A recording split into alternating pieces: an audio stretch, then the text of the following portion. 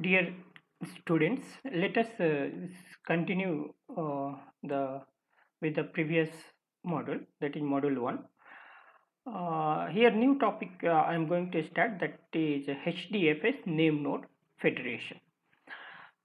So you can see that in one HDFS, since many users will be there, so it will be better to separate the criteria wise users.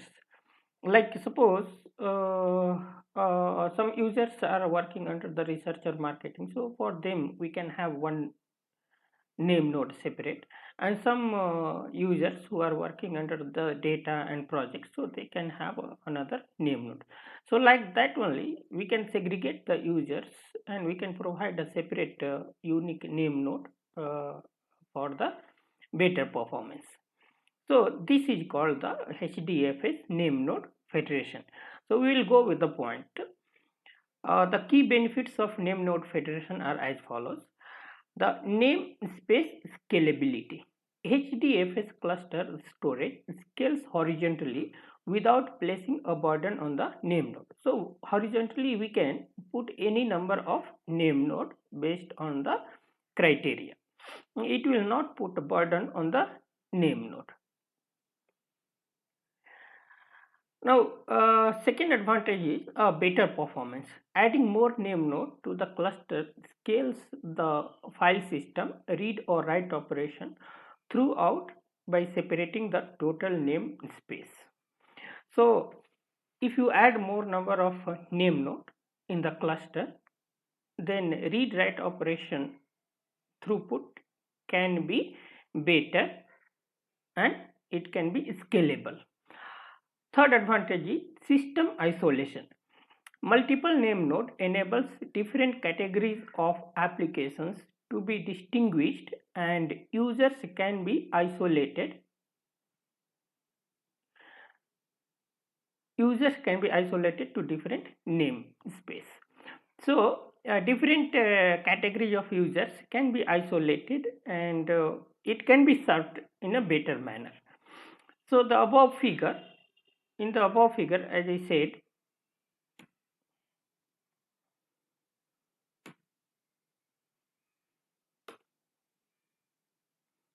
in the above figure, here, as I said, that users working under the research and marketing department, they can be provided one name node, and users working under the data project management, they can be provided another name node. So here name node 1 manages the research and marketing namespace, and name node 2 manages the data and project namespace. So this is the advantage of the name node federation. Next, let us come to the HDFS checkpoints and backup. So in case of some disaster happens, how you can get the data backup. So the name node stores the metadata of the HDFS file system in a file called fs image. So there will be a file called fs image in the HDFS, where the metadata of the name node will be stored in the file called fs image. File system modifications are written to an edits log file, and at startup the name node merges the edits into a new fs image. If any modification happens, then at the startup of the name node, the edit files merges to the fs image. The secondary name node or checkpoint periodically fetches edits from the name node, merges them, and returns an updated fs image to the name node. So as I said, that secondary name node is also available, which will contain enough information to provide the backup of primary name node. So if any edit things happen, so that information need to be updated in the secondary name node also. And HDFS backup node is similar, but also maintains an up-to-date copy of the file system namespace both in memory and on the disk. Yes, this is what I just said, that in backup node, up-to-date maintenance of the file system of namespace need to be loaded in memory or disk. Unlike a checkpoint node, the backup node does not need to download the FS image and edits files from the active name node because it already has an up-to-date namespace state in the memory. So in the backup node, that complete FS image need not to be downloaded, just up-to-date name is just that edits a file from the active name node need to be up to dated. A name node supports one backup node at a time. A name node can support only one backup node at a time. No checkpoint nodes may be registered if a backup node is in use.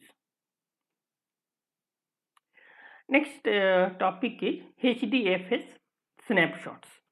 HDFS snapshots are similar to backup but are created by administrators using the HDFS DFS snapshot command. So there is a command called HDFS DFS snapshot command.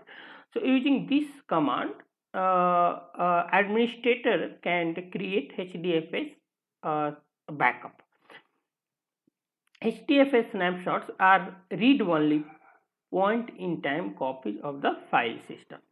So they offer the following features. What are the different features of HDFS snapshots are? Snapshots can be taken of a subtree of the file system or the entire file system. Snapshots can be used for data backup, protection against user errors, and disaster recovery. Snapshots can be taken of a subtree of the file system or the entire file system. So the snapshot, it can be taken for some part of the file system or it can also be taken for entire file system. Snapshots can be used for data backup, protection against user errors, and disaster recovery. It can be used for backing up the data or protections against some malfunctions of users or any disaster, like something happens. In that case, snapshot can be used to recover the data. Snapshot creation is instantaneous, so at any instant the snapshot can be created. Blocks on the data nodes are not copied because the snapshot files record the block list and the file size. So here data blocks or data of the data nodes will not be copied directly. Actually, a snapshot of the file records of the block list will be taken. There is no data copying, although it appears to the user that there are duplicate files. Here a data copy will not be there in the snapshot, it is just a snapshot, though it appears that it looks like a duplicate files. Snapshot do not adversely affect regular HDFS operations. So taking a snapshot will not affect any way the HDFS operations. Thank you. We can continue the HDFS user commands in the next video.